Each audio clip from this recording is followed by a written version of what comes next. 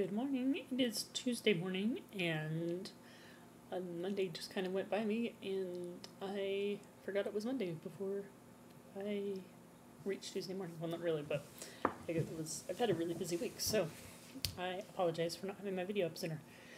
Anyway, the topic that I'm going to talk to today is, I've heard it pronounced Pica or Pica, and I guess it depends on really where you're from, how you pronounce it.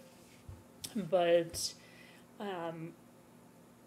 Pica is a term that is a medical term that's commonly used to describe a syndrome where people crave crave items that are not food items. So clay, dirt, crayons, chalk. Those are kind of common non-food items that people crave, and this is a problem that it's usually related to like a nutritional deficiency. So as far as with an eating disorder, I wouldn't necessarily call it like an eating disorder in the same way that other eating disorders are, unless it's part of an obsessive behavior, but a lot of times it's related to a deficiency. So a mineral deficiency would be one that would commonly cause dirt cravings or clay cravings or rock cravings. In fact, in some countries in Africa, there are people that will actually sell limestone or pieces of limestone for pregnant women to suck on, because it relieves some of the cravings, and there actually is some of the minerals that people will get from sucking on it, but they're really hard for the body to digest, so obviously it's not the solution. If you go out and eat dirt or clay or mud, it's possible that your body might absorb some of what's there, but probably not much of it, because it's not really bioavailable. That means that it's not in a form that the body can utilize easily.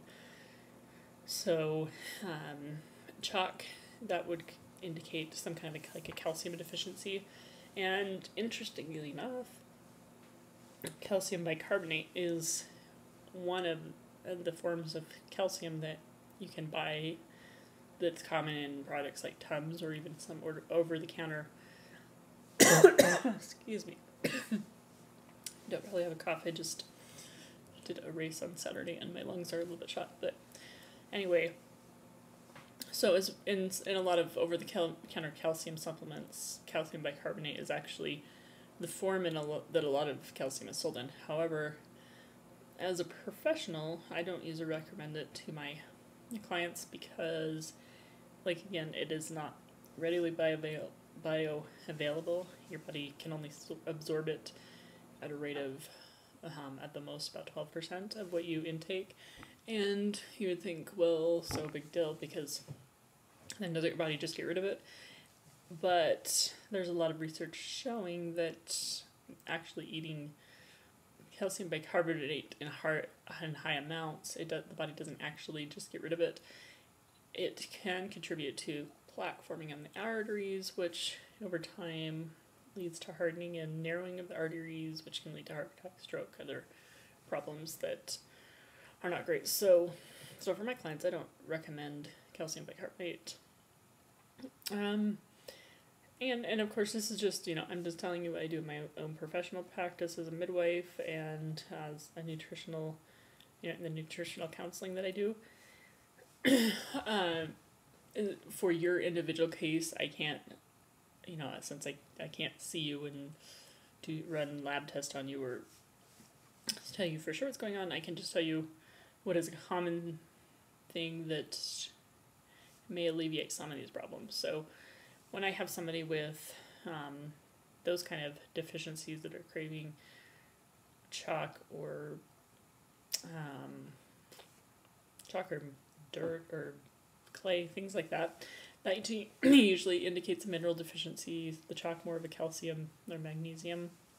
Actually, magnesium deficiency can cause calcium cravings too, because your body's not absorbing the calcium in as high of a rate as it should be. And for calcium supplements, the form that I recommend my clients take is in a form called tricalcium phosphate, and that's because, and that usually comes in a liquid form, and that form is actually what the body will actually use as a composition for the bones is calcium, calcium, phosphorus, and magnesium. And the phosphorus is actually important, and the other thing that I tell my clients to do is to avoid drinking soda, so carbonated drinks, especially really high sugar drinks.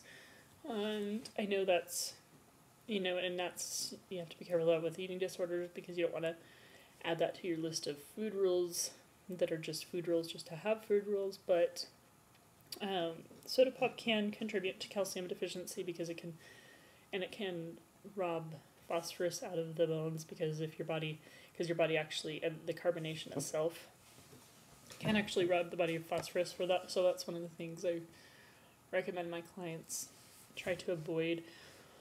If they feel like they need a mineral supplement, I will usually have them get a liquid trace mineral supplement that usually comes from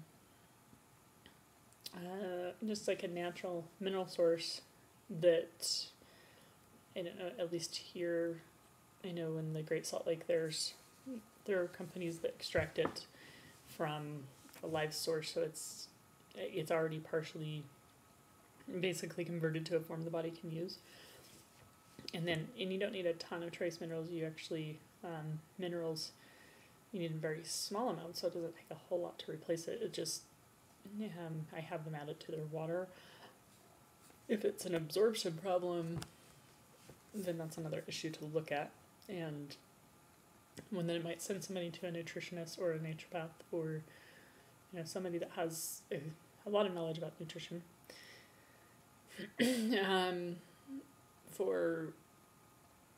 that covers mineral and calcium supplementation. So some of the other things to look for, celiac disease, which is becoming more common, which is the inability to digest gluten, and when somebody is not diagnosed with this and has this condition, it leads to malabsorption and a lot of other problems. This can cause pica. If a really common one that people don't think of is ice. I know that can also be an eating disordered behavior to avoid eating, but constantly craving ice can be an indication of anemia. And if you have a severe restricting pattern, then anemia can also arise with an eating disorder. So for the most part, pica is usually thought to be caused by mineral or some other kind of deficiencies, absorption problems, and so there seems to be a physiological effect. There's no current DSM diagnosis for it as a mental disorder, although there have been some cases especially associated with trauma, that may be associated with a disorder, but in order for somebody to be diagnosed with pica, they have to have had the symptoms persistent for at least a month, and